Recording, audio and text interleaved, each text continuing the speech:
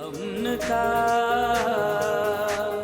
شہزادہ شہزادہ prince of peace prince of peace prince of peace prince of peace. Welcome back prince of peace میں ہم آپ کو بریک کے بعد خوش آمدید کہتے ہیں۔ جیسا کہ بریک پر جانے سے پہلے ہم شاگردیت کی قیمت کے تعلق سے سیکھ رہے تھے، میں بتاتا چلوں کہ شاگرد کے لیے جو یونانی عبرانی الفاظ ہیں ان میں لامد ہے، کاراموس ہے، اور یہ الفاظ ایسے شخص کے لیے استعمال ہوتے ہیں جس نے کچھ حاصل کرنے کے لیے اپنی کمر کس لی ہے، اپنے آپ کو ریڈی کر لیا ہے، تیار کر لیا ہے۔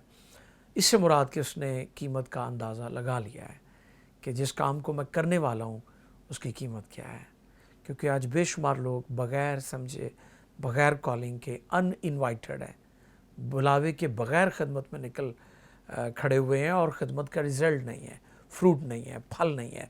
اب جانتے ہیں کہ پطرس ناکام ہوا، ساری رات جال مارتے رہے، لیکن یسوع کے کہنے پر جب اس نے جال ڈالا تو جال پھٹنے لگے۔ تو میں ایمان رکھتا ہوں کہ جب خدمت میں ہم خداوند کی مرضی کے مطابق آگے بڑھتے اور کام کرتے ہیں تو خدا ہمیں پھلدار کرتا ہے۔ تو آج اس موضوع پر ہم گفتگو کو جو ہے وہ جاری رکھے ہیں، اور میں درخواست کروں گا جناب پاسٹر سلیم رندھاوا صاحب سے کہ وہ مزید ہمارے ناظرین کی رہنمائی فرمائے۔ جی سلیم صاحب۔ سر، آج جو ہمارا ٹاپک ہے دی کوسٹ آف دا ڈسائپلشپ، بالکل، شاگردیت کی قیمت، یہ بڑا خاص اور سینسٹیو ٹاپک ہے۔ تو یسوع مسیح نے جب یسوع مسیح اس دنیا میں تھے، باپ کا مشن لے کر آئے، تو یسوع مسیح نے باپ کے مشن کو پورا کرنے کے لیے صلیبی موت جو ہے وہ گوارا کی ہے، اور یہ بہت بڑی قیمت تھی، اور یہ بہت بڑی قیمت تھی، تاکہ خدا کا جو مشن، باپ کا مشن جو بیٹے کو یسوع مسیح کو سونپا گیا، بہت اچھے، وہ اس کو پورا کر سکے، بہت اعلیٰ، اس کی تکمیل ہو سکے۔ زبردست۔ اس لیے یسوع مسیح نے صلیبی موت بھی گوارا کی، اپنی جان صلیب پر دے دی۔ اور جب ہم یسوع مسیح کے مشن پر غور کرتے ہیں، اگر ہم متی کی انجیل اس کا 28 باب اس کی 19 آیت پڑھیں تو وہاں پر یسوع مسیح نے کہا کہ پاس جا کر سب قوموں کو شاگرد بناؤ اور ان کو باپ، بیٹے، روح القدس کے نام سے بپتسمہ دو۔ تو یہاں پر ہم دیکھتے ہیں کہ یسوع مسیح نے جو کام باپ نے یسوع مسیح کو سونپا وہ یسوع مسیح نے پورا کیا، اور آسمان پر یسوع مسیح چلے گئے، اور وہ مشن جو ہے وہ اپنے شاگردوں کو سونپا، اور شاگردوں نے اس سے پیشتر کہ وہ اپنے مشن کی تکمیل کو، اپنے مشن پر کام کرنا شروع کرتے، تو ہم دیکھتے ہیں کہ ان کی راہ جو ہے، یسوع مسیح نے کہا کہ تمہاری راہ جو ہے یہ صلیبی راہ ہوگی، دکھوں اور تکالیف اور مشکلات کی راہ ہوگی، ایسے ہی، اور تمہیں بڑے دکھ سہنے ہوں گے، پرسیکیوشن سہنی ہوگی، اور طرح طرح کے حالات کا سامنا تمہیں کرنا پڑے گا، پھر تم میرے مشن کی تکمیل کو پورا کر سکتے ہو۔ اور میں جب دیکھ رہا تھا کہ دکھ، تکالیفیں، مصیبتیں ایک شاگرد کی صلیب ہے، اور پھر میں دیکھ رہا تھا کہ صلیب کی راہ سے گزر کر ہم قیمت ادا کر سکتے ہیں، اور پھر ہی ارشاد اعظم کی تکمیل ہو سکتی ہے، اور خدا کی بادشاہی میں پھر ہی ہم داخل ہو سکتے ہیں۔ اور جب ہم غور کرتے ہیں کہ شاگردیت کی قیمت کیا ہے، تو ہمیں معلوم ہوتا ہے کہ یسوع مسیح کے جو 12 شاگرد تھے، جب ہم اسی 10ویں باب میں متی کی انجیل میں دیکھتے ہیں کہ یسوع مسیح نے جب ان کو چنا، اور پھر یسوع مسیح نے لکھا ہے کہ ان کو اپنا اختیار بخشا، اور پھر یسوع مسیح نے اس باب کے شروع سے ان کو یہ بتانا، یہ سکھانا شروع کر دیا کہ جو مشن، جو کام میں تمہیں سونپ رہا ہوں، اس میں بڑی مشکلات کا تمہیں سامنا کرنا پڑے گا، بڑی مصیبتوں کا سامنا کرنا پڑے گا، طرح طرح کی دکھ اٹھانے پڑیں گے، اور قید میں جانا پڑے گا، اور شاید تمہیں موت کا بھی سامنا کرنا پڑے، اور اگر تم میرے شاگرد ہو تو پھر ان میں سے گزر کر تم نے اس کام کو، اس مشن کو پورا کرنا ہے۔ اور پھر ہم دیکھتے ہیں کہ جب اس مشن کو لے کر شاگرد چلے تو ہمیں حقیقی شاگردیت کی قیمت ان شاگردوں سے ہمیں معلوم ہوتی ہے، جنہوں نے حقیقی شاگردیت کا حق ادا کیا، قیمت ادا کی، کہ انہوں نے یسوع مسیح کے مشن کو پورا کرنے کے لیے انہوں نے اپنی جان کی قربانی بھی دینا جو ہے وہ پسند کی. اور پھر ہم دیکھتے ہیں یوحنا کا بھائی جو زبدی کا بیٹا یعقوب ہے, وہ ہیرودیس کے دور میں 44 AD میں وہ تلوار سے جو ہے وہ قتل کروا دیا گیا. اس کا حوالہ جو ہے ہمیں اعمال کی کتاب اس کا 12واں باب اس کی 2 آیت میں ملتا ہے. پھر ہمیں پہلی صدی میں روم کے اندر جب پطرس انجیل کی منادی کر رہا تھا, یسوع مسیح کے مشن کی تکمیل کے لیے کام کر رہا تھا یہودیوں اور غیر قوموں کے اندر, تو پھر پطرس کی خواہش تھی کہ اگر مجھے سزا دی جائے تو مجھے الٹا سلیب جو ہے وہ دیا جائے. اور نیرو شہنشاہ کے دور میں پطرس کو جو ہے وہ الٹا سلیب دیا گیا. اور پھر پالوس جو ہمیں ارشاد اعظم کی تکمیل میں بڑا اس کا کردار ہمیں نظر آتا ہے, یسوع کے مشن کو پورا کرتے ہوئے وہ بھی غیر اقوام میں اس نے انجیل کے پیغام کو پہنچایا. تو ہمیں معلوم ہوتا ہے کہ نیرو شہنشاہ کے دور میں اس کا سر جو ہے اس کا قلم کر دیا گیا. پھر اندریاس جو ہمیں ہڈن نظر آتا ہے, اس کی کوئی بہت واضح اس کی جو خدمت ہے ہمیں نظر نہیں آ رہی, لیکن اندریاس کے بارے میں اگر ہم سرچ کریں تو ہمیں پتہ چلتا ہے کہ ترکی اور یونان میں یہ خوشخبری کی منادی کے دوران اس کو بھی سلیب پر دے دیا گیا تھا, اور اس نے بھی شاگردیت کی قیمت جو ہے وہ ادا کی. اور یسوع مسیح کی خوشخبری کو, اس کی انجیل کو, اس کے مشن کو اس نے پھیلایا. اور ہمیں پھر توما جو یسوع مسیح پر اس وقت تک ایمان نہ لایا جب تک اس نے یسوع مسیح کو اس کے زخموں میں ہاتھ ڈال کر نہیں دیکھ لیا, لیکن اس کی زندگی کے اندر ہمیں نظر آتا ہے کہ اس نے حقیقی طور پر یسوع مسیح کی جو یسوع مسیح کے ساتھ ہوا تھا اس کو اس نے ایک نشاندہی کر کے پیش کر دیا. اور پھر جب وہ انجیل کے پیغام کے لیے نکلا, یسوع مسیح کی خوشخبری کو پھیلانے کے لیے نکلا, تو پھر ہمیں معلوم ہوتا ہے کہ وہ شام سے ہوتا ہوا مشرقی انڈیا میں آیا اور وہاں پر بہت زیادہ اس نے کام کیا, اور پھر آخر کار اسے نیزوں سے ہلاک کر دیا گیا. پھر ہمیں فلپس کی زندگی نظر آتی ہے. یہ شمالی افریقہ میں اس نے بشارتی کام کو کیا, یسوع مسیح کے مشن کو پورا کیا, اور پھر قید کے دوران ہی اس کو ظالمانہ انداز میں شہید کر دیا گیا تھا.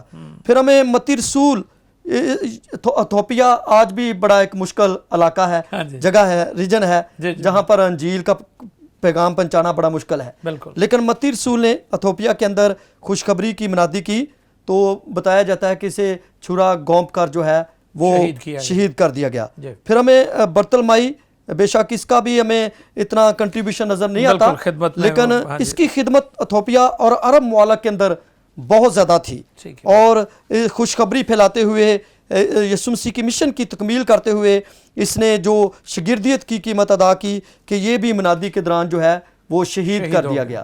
اور پھر دیگر شاگردوں کے بارے میں ہمیں ملتا ہے کہ کسی کی زندہ کی کھال تار دی گئی, کسی کو زندہ کو کڑھائی میں ڈال دیا گیا, اور طرح طرح سے دکھ انہوں نے سہے, مصیبتیں سہیں, لیکن یسوع مسیح کے کام کو پورا کرنے کے لیے انہوں نے اپنی جان کی قربانی دی, اور اپنے آپ کو موت کے حوالہ کر کے بھی یسوع مسیح کے کام کو اور مشن کو پورا کیا. لیکن آج اگر ہم آج کے شاگرد پر غور کریں تو ہمیں کبھی کبھی امبیرسمنٹ کا سامنا کرنا پڑتا ہے. صحیح کہہ رہے ہیں. ہمیں جو مشن سونپا گیا ہے, جو ہمیں ماٹو دیا گیا ہے, وہ ہماری زندگی میں نہیں ہے.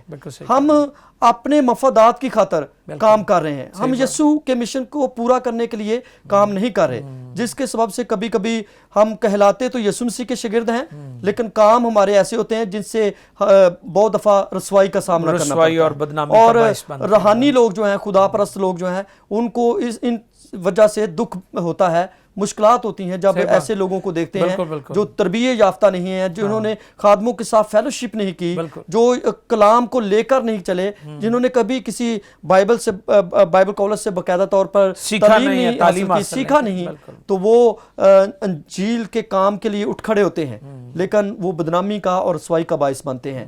تو ضرور ہے کہ اگر ہم خداوند یسوع مسیح کے مشن کے لیے نکلے ہیں تو ہمیں شاگردیت کی قیمت ادا کرنے کے لیے اپنے آپ کو پیش کرنا ہے, پھر ہی ہم یسوع مسیح کے مشن کی تکمیل کو کر سکتے ہیں. بالکل, بہت اچھے, زبردست.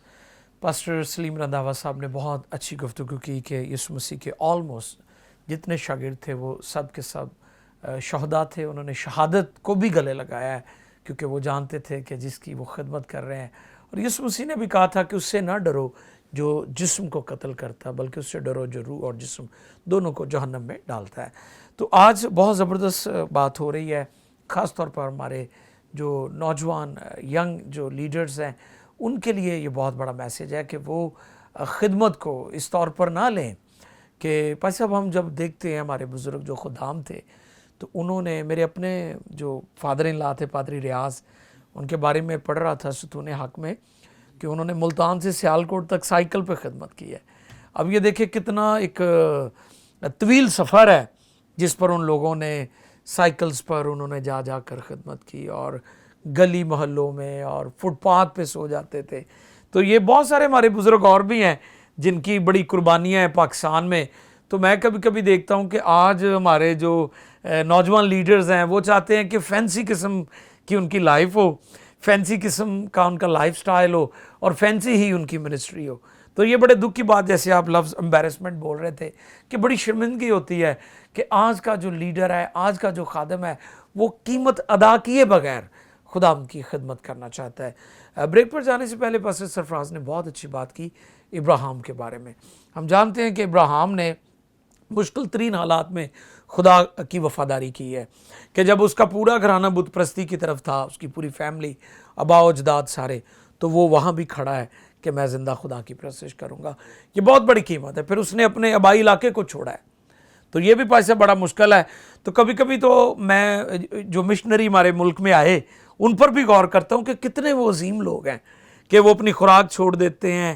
وہ سیفٹی کے لحاظ سے اگر دیکھیں تو وہ جن ممالک میں رہتے ہیں وہ بہت سیکیور ہیں, لیکن وہ پاکستان میں آتے ہیں, ایشیا کے اندر آتے ہیں اور مشکل ترین حالات میں وہ خدمت کرتے ہیں. تو آج بہت ضروری ہے کہ ہم اس چیز کو سمجھیں کہ جو شاگردیت کی قیمت ہے وہ بہت عظیم ہے, بہت بڑی ہے. آپ دیکھیں کہ کئی دفعہ ہمیں بہت مشکلات کا سامنا کرنا پڑتا ہے. کئی دفعہ ایسا ہوتا ہے کہ ہمارے پاس خوراک نہیں ہوتی, وسائل نہیں ہوتے, لیکن جذبہ ہے. تو جو لوگ اپنی کمٹمنٹ پر اپنے ڈٹرمن کے ساتھ خدمت کرتے ہیں, خدا انہیں سرفراز کرتا ہے. میں چاہوں گا کہ عظیم بھی اس حوالے سے مزید اپنا پوائنٹ آف ویو دیں اور عظیم سے بھی مزید جانیں گے. جی ہاں جی پائے صاحب, میں یہ بتانا چاہوں گا کہ جو شاگرد ہوتا ہے وہ ریپریزنٹ کرتا ہے اپنے استاد کو. بالکل. تو جب ہم شاگرد ہیں خدا یسوع مسیح کے, تو اس میں ہم خدا یسوع مسیح کو ریپریزنٹ کر رہے ہیں. بالکل. اور یہ بہت بڑی بات ہے کہ ہم خدا کو جب ریپریزنٹ کرتے ہیں, کیونکہ خدا یسوع مسیح نے بھی بائبل میں کہا تھا کہ جس نے مجھے دیکھا اس نے باپ کو دیکھا. اسی طرح جب ہم خدا کا کلام لے کے نکلتے ہیں ایز اے شاگرد کے طور پر, خادم کے طور پر, تو یہ بہت بڑی بات ہے. اس کے لیے ہمیں بہت سی چیزوں کا خیال رکھنا پڑتا ہے. بالکل صحیح. جس میں کہ ابھی بات کر رہے تھے کہ امبیرسمنٹ ہوتی ہے, تو ہمیں بہت سی چیزوں کا دھیان رکھنا پڑتا ہے. تو یہی وہ مشکلاتیں ہیں, یہی وہ سلیب ہے جو ہم نے اٹھانی ہے. ٹھیک ہے, آج کے دور میں ہم دیکھتے ہیں کہ وہ جیسے آپ نے بات کی ہے کہ ہر کوئی چاہتا ہے کہ میں جو جلدی سے بہت بڑا سرفرازی. میں آپ کو عظیم بتاتا ہوں کہ بھائی صاحب ایک دوست میرے پاس آئے, مجھے کہتے جی میں آپ کے ساتھ خدمت کرنا چاہتا ہوں. تو میں نے کہا جی ویلکم, اگر آپ انڈر امبریلا PMI کام کرنا چاہتے ہیں یو آر موسٹ ویلکم. تو کہتے ہیں مجھے کیا دیں گے آپ؟ تو میں نے انہیں کہا کہ آپ خدمت کس کی کریں گے؟ تو کہتے ہیں جی خدا کی. تو میں نے کہا پھر آپ کو اس سے مانگنا چاہیے نا جس کی خدمت کریں گے. جب آپ میری خدمت نہیں کر رہے ہیں تو پھر مجھ سے مانگے بھی نہ. تو آج یہ بڑا المیہ ہے کہ ہم توقع کرتے ہیں, ہم جس کی خدمت کر رہے ہیں. میں اکثر کہتا ہوں کہ جس نے ہمیں نجات دے دی ہے تو کیا وہ روٹی کپڑا مکان نہیں دے گا؟ ہیلیلویا. جس نے بیٹا دے دیا ہے وہ باقی بھی سارا کچھ دے دے گا. ہمیں سمجھنے کی ضرورت ہے. تو صحیح ہاں جی, خدا بھی یہی کہتا ہے کہ جب ہم خدمت کرتے ہیں تو اس میں بڑی مشکلاتیں پریشانیاں آتی ہیں. تو بتانے کا یہ مقصد ہے کہ ہم نوجوان نسل کو جو ڈرا نہیں رہے کہ وہ خدمت نہ کریں, بلکہ انہیں ایک وے بتا رہے ہیں کہ یہ وہ خدمت کا طریقہ ہے. یہ نہیں کہہ رہے کہ آپ شاگرد نہ بنیں, آپ خادم نہ بنیں, بلکہ انہیں یہ بتا رہے ہیں کہ یہ خدمت کا یہ طریقہ ہے, خدمت میں یہ چیزیں آتی ہیں. تو بتانے کا یہ مقصد ہے. اور باقی یہ کہ اسی چیپٹر میں لکھا ہوا ہے کہ میں صلح کے لیے نہیں آیا ہوں بلکہ تلوار چلانے کے. تو ہم دیکھتے ہیں کہ خداوند یسوع مسیح جو امن اور صلح اور سلامتی کا شہزادہ ہے, تو ہم بعض اوقات سوچتے ہیں کہ وہ پھر تلوار کیسے چلائے گا.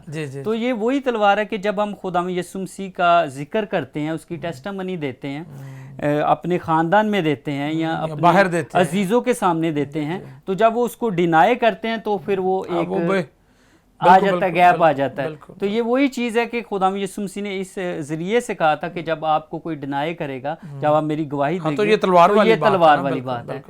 اسی لیے کہ خدا یسوع مسیح نے یہ بھی کہا کہ جو مجھے عزیز نہیں رکھتا وہ میرے لائق نہیں. اگر ہم اپنے والدین کو یا اپنی وائف کو یا والدین اپنے بچوں کو عزیز خدا یسوع مسیح سے بھی زیادہ رکھے تو وہ اس کے لائق نہیں ہے. بالکل. تو یہ بھی اسی طرف بات آتی ہے کہ پھر خدا یسوع مسیح نے اس لیے کہا تھا کہ میں تلوار چلانے آیا ہوں. بالکل. خود غرضی بہت زیادہ ہے نا, جس میں ہم دیکھتے ہیں کہ سیلفش بہت زیادہ لوگ ہو گئے, کہ خود غرضی کا ایلیمنٹ زیادہ پایا جاتا ہے ہمارے اندر, کہ ہم کوشش کرتے ہیں کہ ہر چیز ہمیں ملنی چاہیے. ٹھیک ہے, بہت اچھے, عظیم, تھینک یو.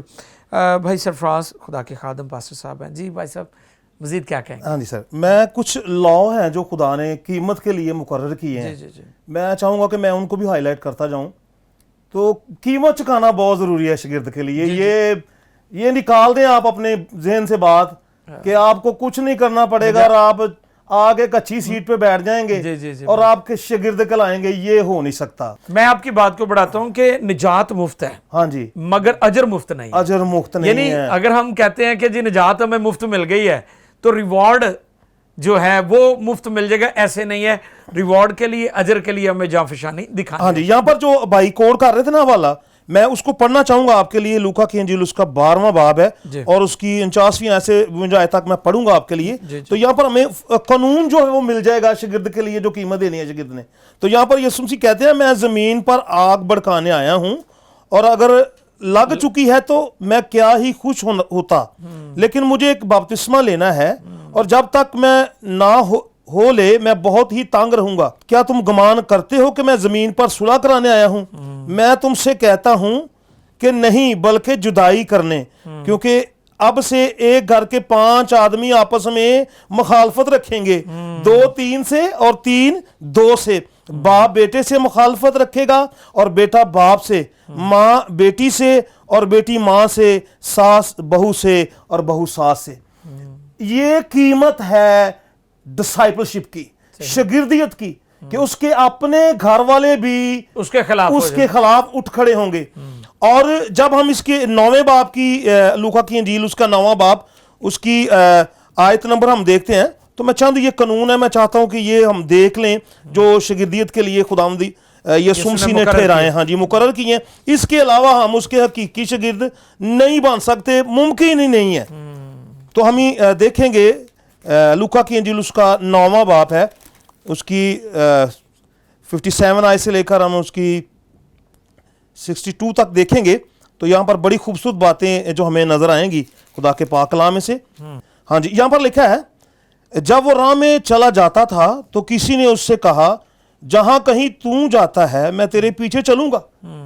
اب وہ شاگرد بننا چاہ رہا ہے, تو اس کو پتا نہیں ہے کہ شاگرد کی قیمت کیا دینی پڑے گی شاگرد بننے کے لیے. جی جی. تو یسوع مسیح کیونکہ اسپرٹ کو جان جاتے تھے, روح کو جان جاتے تھے, تو اب یہاں پر جو مینشن کیا یسوع مسیح نے شاگرد کی قیمت دینی پڑے گی, بھائی ایسے نہیں تو شاگرد بن جائے گا.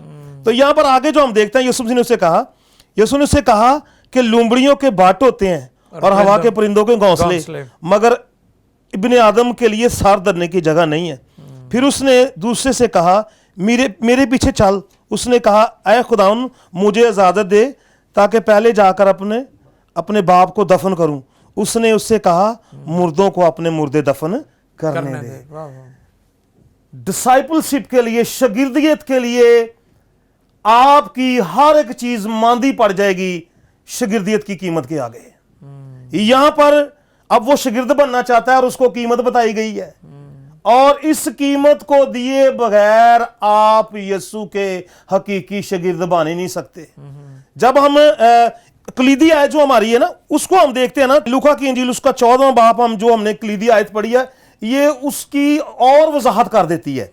اس کی ہم دیکھتے ہیں 25ویں اور 26ویں آیت. یہاں پر وہی بات جو ہم نے, ہماری جو مین آیت ہے اس کو ہم دیکھیں گے. یہاں پر لکھا ہے, جب بہت سے لوگ اس کے ساتھ جا رہے تھے. جی جی. یعنی کہ وہ بھی شاگرد بننا چاہتے تھے یسوع کے, جانتے تھے خداوند روح کو جانتے ہیں, خیالات کو جانتے ہیں, دل اور گردوں کو جاننے والا ہمارا خدا ہے. تو یسوع لکھا ہے وہاں پر 25ویں آیت میں, جب بہت سے لوگ اس کے ساتھ جا رہے تھے تو اس نے پھر کر ان سے کہا, اگر کوئی میرے پیچھے آنا چاہے, یعنی کہ اگر کوئی میرا شاگرد بننا چاہے. تو یہاں پر بڑی خوبصورت بات, اصول قانون جو ہے خداوند یسوع مسیح نے بتا دیا ہے, وہ اپنے باپ اور ماں اور بیوی اور بچوں اور بھائی اور بہن, بلکہ اپنی جان سے دشمنی نہ کرے تو میرا شاگرد نہیں ہو سکتا. اپنے گھر سے, اپنے بچوں سے حتیٰ کہ اپنی جان سے بھی ہمیں دشمنی کرنی پڑے گی، اور یہ قیمت ہے ایک شاگرد کی۔ اگر آپ ایسا نہیں کر رہے تو آپ اس کے حقیقی شاگرد نہیں ہیں، اور اگر آپ نے یہ قیمت دی ہے تو میں یہاں پر آخری حوالہ جو ہے وہ بولنا چاہوں گا، اور اس کا اجر دیکھیں کتنا بڑا ہے۔ جو قیمت دیتے ہیں، جو معیار جو شاگردیت کا ہے اس کو پورا کرتے ہیں، ان کے لیے جو حوالہ خدا نے میرے دل میں ڈالا ہے وہ میں ضرور یہاں پر شیئر کرتا جاؤں گا۔ قیمت کے بعد اجر، یہ میرا موضوع ہے اس حوالے کا، اور دیکھیں کتنا خوبصورت اجر ہے۔ ہاں جی، لوکا کی معرفت انجیل اس کا 22واں باب ہے اور اس کی 28ویں اور 30ویں آیت میں آپ کے لیے پڑھنے لگا ہوں۔ مگر تم وہ ہو جو میری آزمائشوں میں برابر میرے ساتھ رہے ہو۔ یہ شاگردوں کو جنہوں نے قیمت دی ہے نا، ان سے یسوع مسیح مخاطب ہیں کہ تم آزمائشوں میں برابر میرے ساتھ رہے ہو، جیسے میرے باپ نے میرے لیے بادشاہی مقرر کی ہے۔ یسوع کائنات کا خالق اور مالک اور بادشاہ ہے، اس کے لیے بادشاہی مقرر کی ہے خدا نے۔ اور اب دیکھیں جنہوں نے قیمت دی ہے ان کا اجر دیکھیں، ریوارڈ دیکھیں ان کا کیا ہے۔ جیسے باپ نے میرے لیے بادشاہی مقرر کی ہے، میں بھی تمہارے لیے بادشاہی مقرر کرتا ہوں۔ یہ ہے ان لوگوں کے لیے اجر جنہوں نے قیمت دی، اور آگے یہاں پر لکھا ہے تاکہ میری بادشاہی میں میری میز پر کھاؤ پیو، بلکہ تم تختوں پر بیٹھ کر اسرائیل کے 12 قبیلوں کا انصاف کرو گے۔ یاد رکھیں، قیمت دیے بغیر آپ اس عہدے کو، آپ اس جگہ کو، یعنی کہ استاد بننے کے لیے، تخت پر بیٹھنے کے لیے شاگرد کی بولی، شاگرد کی زبان اختیار کرنی پڑے گی۔ یہ سایہ کہتا ہے وہ مجھے شاگرد کی زبان عطا کرتا ہے، وہ ہر روز میرا کان لگاتا ہے۔ یاد رکھیں، جو سیکھا ہے آپ سے ہی ہم نے سیکھا ہے کہ جو شاگرد نہیں بنتا وہ استاد بھی نہیں۔ یہ اصول ہے، شاگرد بننا پڑے گا، قیمت دینی پڑے گی، اور اجر اس کا دیکھیں کتنا تابناک ہے۔ بہت شکریہ، بہت شکریہ جی، بہت اچھے بھائی سرفراز نے بڑی اچھی بات کی ہے کہ پھر ریوارڈ بھی ملے گا، اجر بھی ملے گا، کیونکہ ہم ایمان رکھتے ہیں کہ یسوع مسیح بہت جلد آنے والے ہیں۔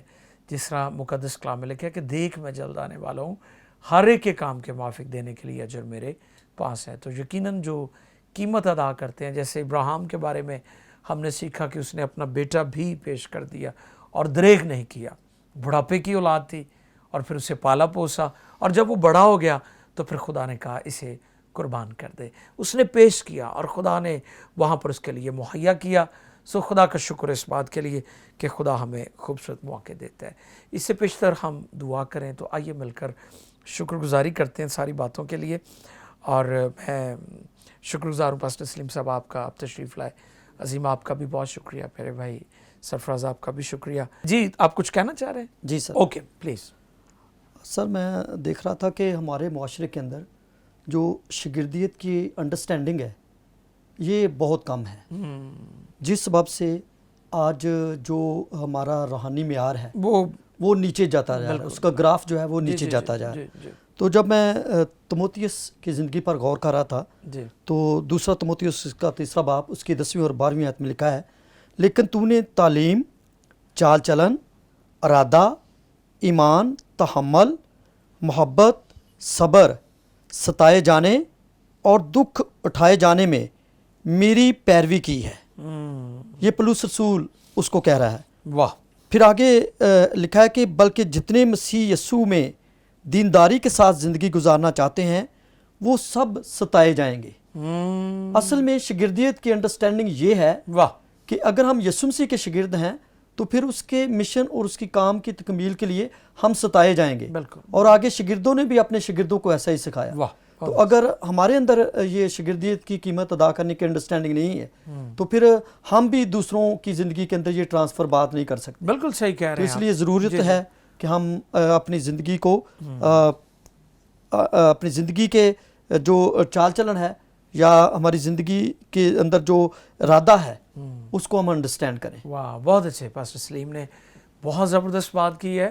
اور یہاں پر بھائی صاحب میں متفق ہوں آپ سے کہ وہ لوگ جنہوں نے مشکلات کا سامنا کیا، جو پرسیکیوشن میں سے گزرے، جن پر مقدمات بھی ہوئے انجیل کی وجہ سے کہ انجیل سنا رہے ہیں، خدمت کی وجہ سے دکھ اٹھایا، پھر خدا نے ان کی زندگی کو بڑا لوگوں کے لیے زبردست ایک نمونہ بنا دیا، اور ان کے وسیلہ بڑا کام ہوا، ان کی شخصیت بڑی متاثر کن رہی، اور جو فرار ہو گئے جو ملک چھوڑ گئے, جو حالات کا مقابلہ نہ کر سکے, پرسیکیوشن کا مقابلہ نہ کر سکے, وہ لوگوں کو متاثر بھی نہیں کر سکے. تو بالکل بہت اچھی باتیں کی ہیں. سو ناظرین, اب ہم آپ سے اجازت چاہتے ہیں کیونکہ ہمارے پروگرام کا وقت ختم ہو رہا ہے. خداوند آپ سبوں کو برکت دے, اور آپ ہمارے یوٹیوب چینل کو بھی سبسکرائب کر لیں کیونکہ ہمارے یہ سارے پروگرامز یوٹیوب چینل پر بھی موجود ہیں. ہمارا یوٹیوب چینل ہے PMI TV. So God bless you all. اپنا اور دوسروں کا خیال رکھیے گا. Keep watching PMI television.